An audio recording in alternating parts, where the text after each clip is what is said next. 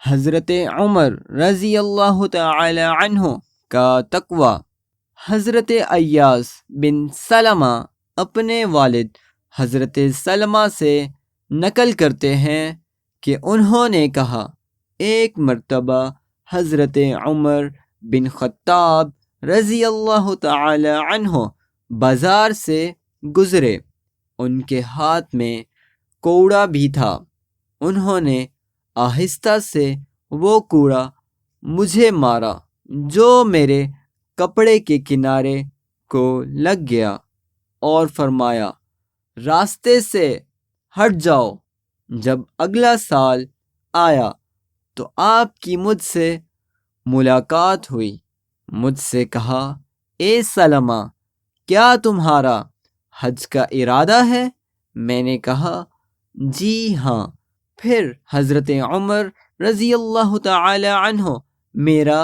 ہاتھ پکڑ کر اپنے گھر لے گئے اور مجھے 600 درہم دیے اور کہا، انہیں اپنے سفر حج میں کام میں لے آنا، اور یہ اس ہلکے سے کوڑے کے بدلے میں ہیں جو میں نے تمہیں مارا تھا۔ میں نے کہا، اے امیر المؤمنین، مجھے تو وہ کوڑا یاد بھی نہیں۔ فرمایا، لیکن میں نے تو اسے نہیں بھلایا، یعنی میں نے تو مار دیا لیکن سارا سال کھٹکتا رہا۔ ظالم کے ظلم سے حفاظت کا نبوی نسخہ۔ حضرت ابو رافع رحمۃ اللہ تعالی علیہ کہتے ہیں کہ حضرت عبداللہ بن جعفر رضی اللہ تعالی عنہ نے مجبور ہو کر حجاج بن یوسف سے اپنی بیٹی کی شادی کی، اور بیٹی سے کہا کہ جب وہ تمہارے پاس اندر آئے تو تم یہ دعا پڑھنا، لا الہ الا اللہ الحلیم الکریم سبحان اللہ رب العرش العظیم والحمد للہ رب العالمین۔ ترجمہ، اللہ کے سوا کوئی معبود نہیں جو حلیم اور کریم ہے، اللہ پاک ہے جو عظیم عرش کا رب ہے، اور تمام تعریفیں اللہ کے لیے ہیں جو تمام جہانوں کا رب ہے۔ حضرت عبداللہ رضی اللہ تعالی عنہ نے کہا، جب حضور صلی اللہ علیہ وسلم پر کوئی سخت امر پیش آتا تو یہ دعا پڑھتے تھے۔ راوی حدیث کہتے ہیں کہ انہوں نے یہ دعا پڑھی تو اس دعا کی وجہ سے حجاج اس کے قریب نہ آ سکا۔ حضرت عمر رضی اللہ تعالی عنہ کا اپنے انتقال کے وقت وصیت کرنا۔ حضرت یحییٰ بن ابی راشد نصری رحمۃ اللہ علیہ کہتے ہیں کہ جب حضرت عمر رضی اللہ تعالی عنہ کی وفات کا وقت قریب آیا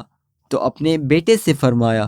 اے میرے بیٹے، جب مجھے موت آنے لگے تو میرے جسم کو دائیں پہلو کی طرف موڑ دینا اور اپنے دونوں گھٹنے میری کمر کے ساتھ لگا دینا، اور اپنا دایاں ہاتھ میری پیشانی پر اور بایاں ہاتھ میری تھوڑی پر رکھ دینا، اور جب میری روح نکل جائے تو میری آنکھیں بند کر دینا، اور مجھے درمیانی قسم کا کفن پہنانا، کیونکہ اگر مجھے اللہ کے ہاں خیر ملی تو پھر اللہ تعالیٰ مجھے اس سے بہتر کفن دے دیں گے، اور اگر میرے ساتھ کچھ اور ہوا تو اللہ تعالیٰ اس کفن کو مجھ سے جلدی ہی چھین لیں گے، اور میری قبر درمیانی قسم کی بنانا، کیونکہ اگر مجھے اللہ کے ہاں خیر ملی تو پھر قبر کو تا حد نگاہ کشادہ کر دیا جائے گا، اور اگر معاملہ اس کے خلاف ہوا تو پھر قبر میرے لیے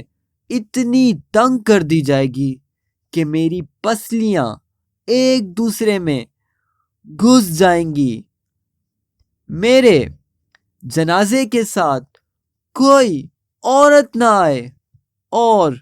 جو خوبی مجھ میں نہیں ہے اسے بالکل مت بیان کرنا، کیونکہ اللہ تعالی مجھے تم لوگوں سے زیادہ جانتے ہیں۔ اور جب تم میرے جنازے کو لے کر چلو تو تیز چلنا، کیونکہ اگر مجھے اللہ کے ہاں